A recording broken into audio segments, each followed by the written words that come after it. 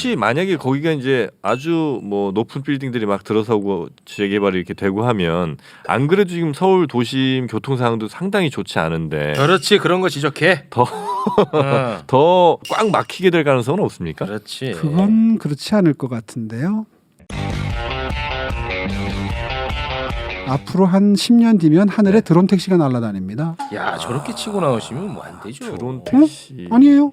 아니요? 실제로 10년 뒤면 두고 보세요. 하늘에 드론 택시가 막 날아다녀요.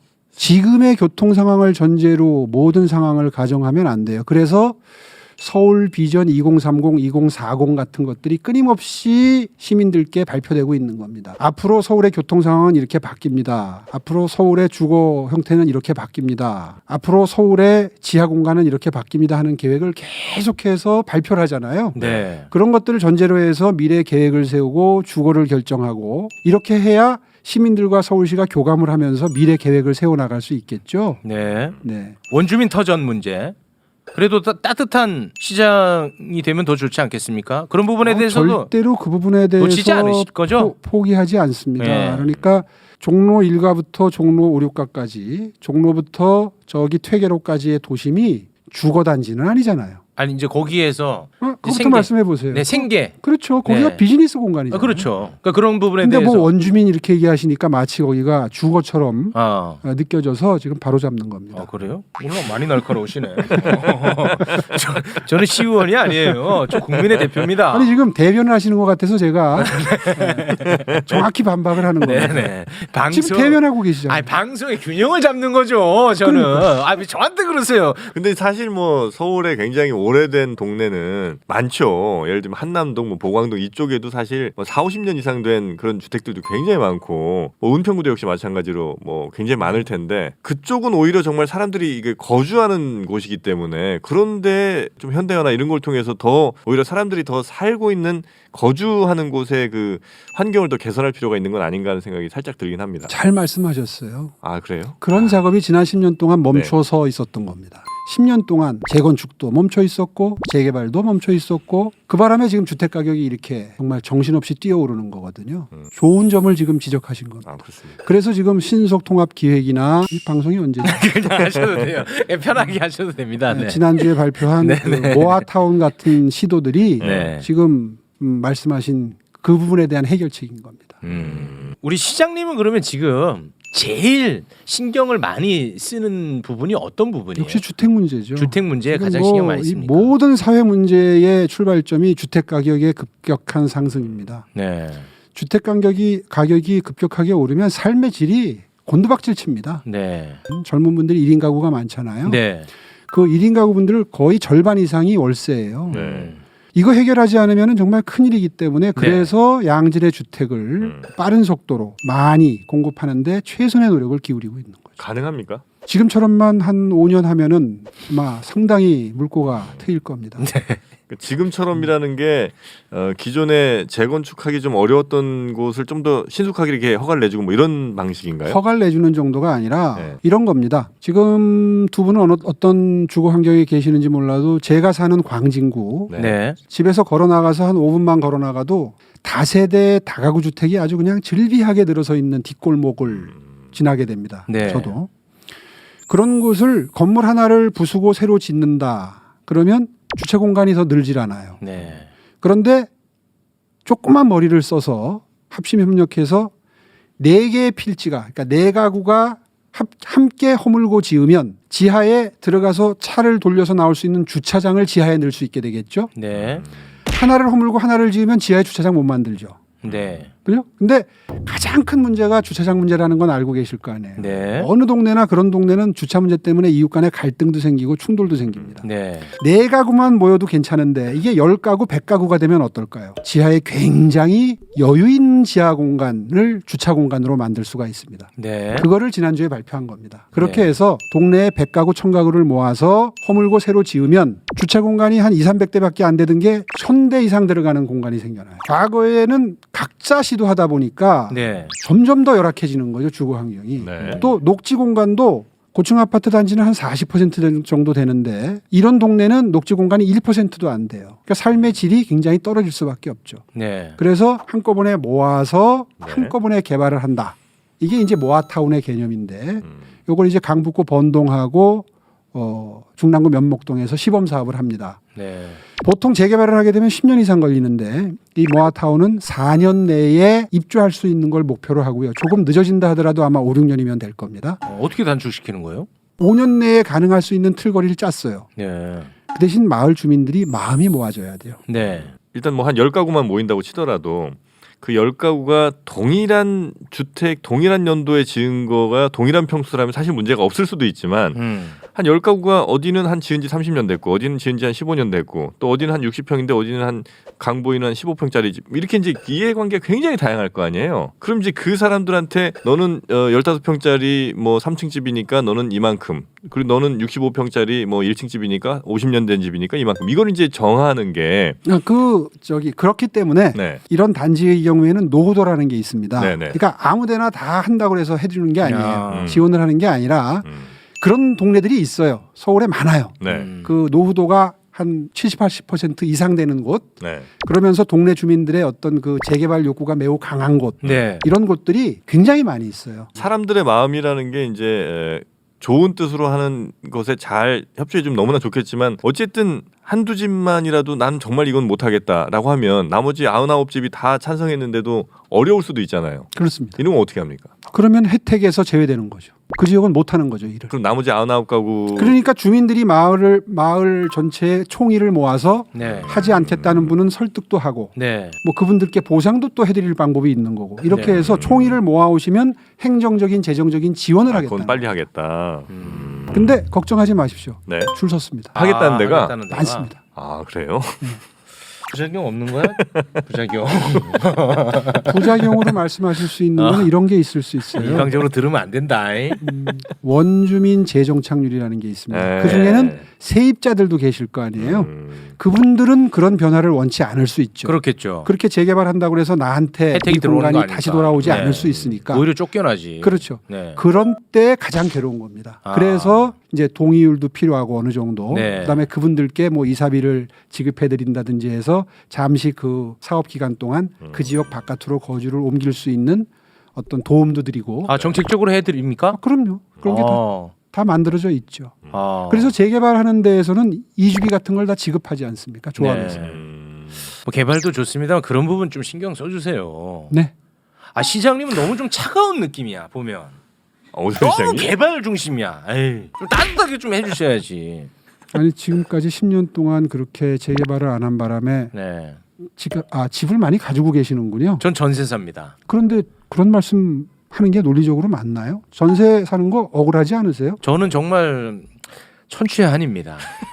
땅을 치고 지금 후회하고 있어요. 집을 샀어야 되는데. 얘가 그 얼마에 들어갔냐면요. 아, 얼마에 들어갔지? 뭐 그런 얘기까지. 네, 아니 하여튼 맨 처음에 전세로 들어간 가격에 거의 조금만 보태면 집을 살 수 있었는데 네. 그걸 포기하고 그냥 전세 들어갔다가 나올 때 되니까 딱 2배가 두 배 뛰어 됐어요. 있더라고요. 그러면은 속상해. 새로 집 짓는 정책을 장려하는 입장이 되셔야 되는 거 아닙니까? 아니, 지금 그러니까 저는 이제 항상 궁금한 게 그렇게 계속 뭔가 개발하고 공급을 늘리면 진짜 집값이 안정화되느냐? 난 이게 이제 담보가 된다면 보장이 된다면 저는 그런 걸 또 바라겠죠. 아니 물량이 많이 공급되면 주택 가격은 떨어지는 게 맞죠. 아니 또 막 부자들이 다 한 사람이 다 사간다는 얘기도 있고 하니까. 글쎄요. 지금처럼 법과 제도가 완비되어 있는 상태에서 계속 삼아오는 거는 한계가 있겠죠. 네. 예, 뭐 지금 엄청난 종부세니 무슨 뭐 취득세, 부동산 세금이 지금 사도 세금, 팔아도 세금, 네. 갖고 있어도 세금. 네. 그런데 그렇게 부자들이 무작정 삼아올 수 있을까요? 세금보다 훨씬 더 많이 올라가는 오르니까. 금액이 크다면 가질 네. 수 있으니까. 그러면 뭐 짓지 말고 그냥 놔둘까요? 아 시장님은 저한테 왜 요새 왜 그러세요? 자꾸 돌아지세요? 돌아지는 게 아니라 이게 지금 서로 설득하고 있는 거 아닙니까? 그러면 만약에 그렇게 개발돼서 생기게 되는 이익들이 있을 거 아닙니까? 집이 새로 지어지고 뭐 혹은 뭐 아파트 단지가 만들어지고 이러면 이제 지상 위로 몇 미터 더 올라가면서 당연히 새 집들도 더 많이 생겨나고 그 해당 지역의 땅을 가졌던 분들의 꽤 많은 추가 이익들이 생길 텐데 그래서 이제 뭐 일부에서는 뭐 초과이익 환수제 같은 걸 이제 하기도 하는데 네. 이 모아주택에서는 이제 그런 거는 아닌 것 같고 새로 이익 생기는 거는 그럼 그 원주민들에게 다 돌아갑니까? 아니면 이익이 생기는 만큼 그 집을 새로 짓는 욕구가 강해지겠죠. 네. 그 욕구가 경제를 돌리는 겁니다.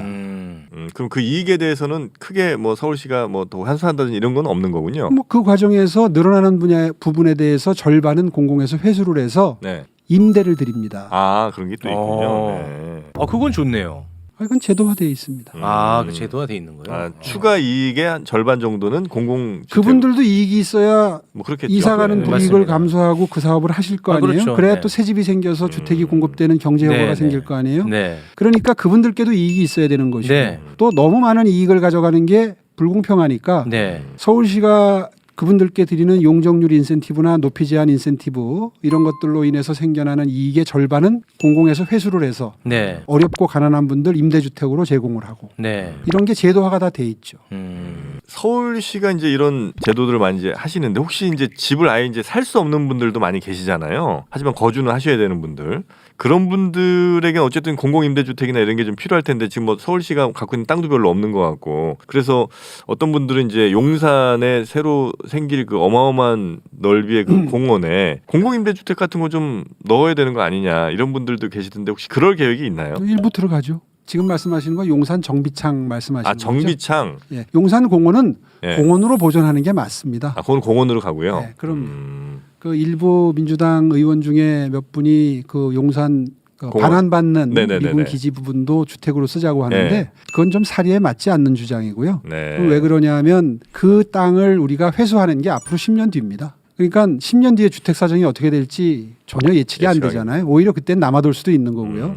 그래서 지금 계획을 세워서 그 공원에다가 아파트를 지어서 뭐 주택으로 쓰자는 거는 네. 우리 녹지 면적이 정말 부족한 도시거든요. 네. 그러니까 녹지공원으로 그대로 쓰는 게 사실 사리에 맞고요. 그래서 과거에 여야가 다 동의를 해서 용산공원 특별법을 통과시킨 적이 있거든요. 네. 거기만큼은 자연공원으로 쓰자 후세를 위해서 이제 그런 공감대가 형성이 돼 있는데 지금 집값이 이렇게 오른다고 해서 그 공간조차도 다 집을 짓자 이건 좀 너무 단견이라고 보고요. 네네. 지금 말씀하신 그 임대주택을 넣자 그런 부분은 아마 용산 정비창을 얘기하시는 거고 용산역 인근에 거기 말씀이시죠? 그렇죠. 이제 네. 그거는 그 철도청 땅이거든요. 네. 그러니까 정부 땅입니다. 아. 그러니까 거기는 이제 국제 비즈니스 타운을 만드는데 일부 그 공간에도 주택을 집어넣을 거고 분양주택도 들어가지만 임대주택도 네. 일부 들어간다.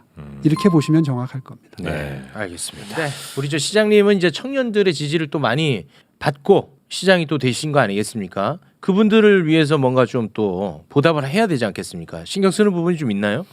문송합니다 이런 얘기 하잖아요. 요즘에 문과 졸업한. 예, 문과 네. 졸업한 분들이 취직이 잘 안 돼요. 근데 요즘에 필요한 취업 스펙은 대부분 뭐 AI, 코딩, 데이터, 네. 핀테크 뭐 이런 거잖아요. 뭐 블록체인 이런 신기술들인데 사실 이과를 졸업했더라도 이런 꼭 필요한 스펙을 갖추지 못하면 취업이 잘 안 됩니다. 네. 근데 바람직하기로는 대학에서 이런 걸 다 훈련시키고 숙지시켜서 내보내면 제일 좋은 교육이겠지만 지금 그게 안 되거든요. 우리 교육 네. 네. 현실이. 그래서 그분들을 위해서 이른바 청년 취업 사관학교라는 걸 만들겠다고 공약한 적이 있는데 네.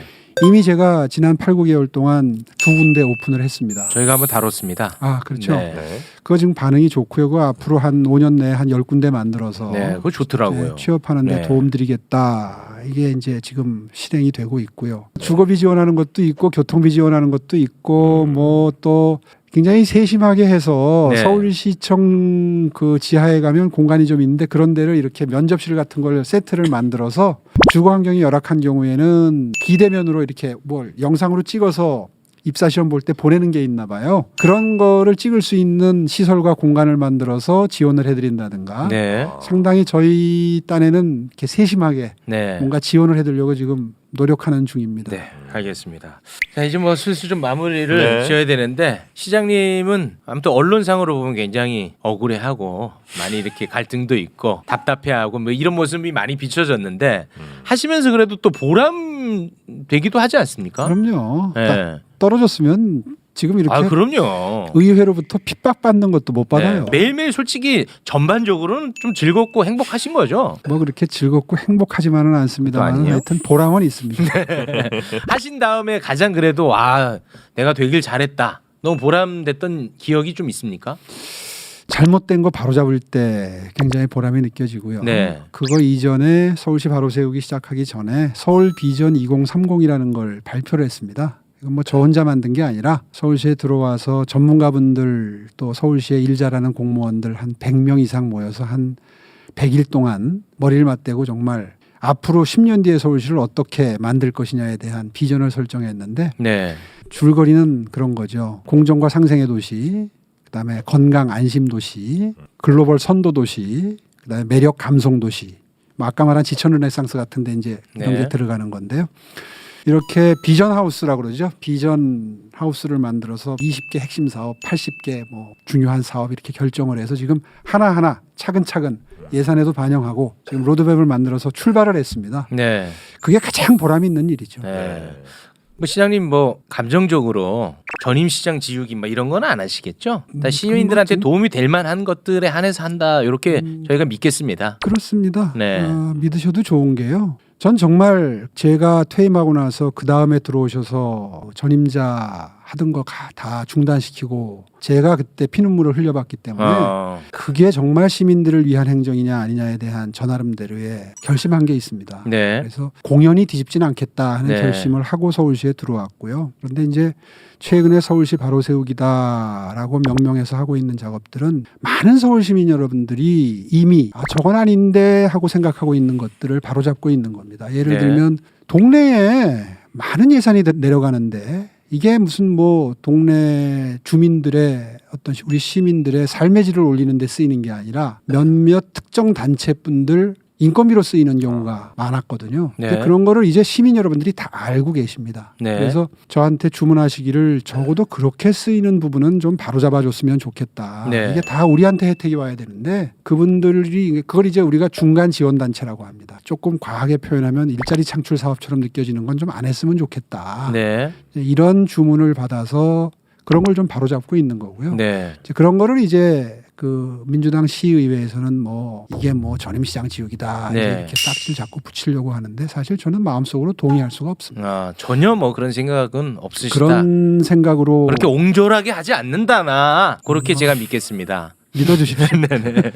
우리 저 시장님은 외국인들이 혹은 서울에 사시는 분들이 아니면 서울 외에 사시는 우리나라 국민들이 서울시를 뭐라고 기억하시면 좋겠다 한 문장으로 만약에 얘기하신다면 어떤 서울시입니까? 이거 너무 어려운 질문이다. 여기 와서 살고 싶다라고 기억하면 여한이 없겠습니다. 살고 싶은 도시 서울시. 전 세계 도시들 가운데 정말 내가 가본 혹은 뭐 가보진 않았지만 내가 알고 있는 도시 중에 그런 비슷한 괜찮은 도시 어디 있습니까? 대도시 중에는 사실은 그런 도시를 찾기가 쉽지가 않습니다. 물가가 비싸서. 그러니까 서울도 지금 그게 가장 큰 핸디캡이거든요. 네. 한강변이나 둘레길이나 경의선 숲길, 경춘선 숲길 이런 데를 가보면 여기 매력적인데 살고 싶은데 하는 생각이 들다가도 서울의 물가나 주거비를 보면 아이고 여기서 못 살겠네 이런 생각이 드는 도시가 되어버렸거든요. 제가 지난 10년 동안 그 머물렀던 도시 중에 이제 상해도 한 6개월 살아봤고 런던도 한 1년 살아봤고 뭐 이런 식으로 그 선후진국을 뭐 번갈아가면서 아프리카에도 가봤고 이렇게 한 경험을 해봤는데 런던이 굉장히 매력적인 도시이긴 한데 서울만큼이나 물가가 비쌉니다. 비싸죠.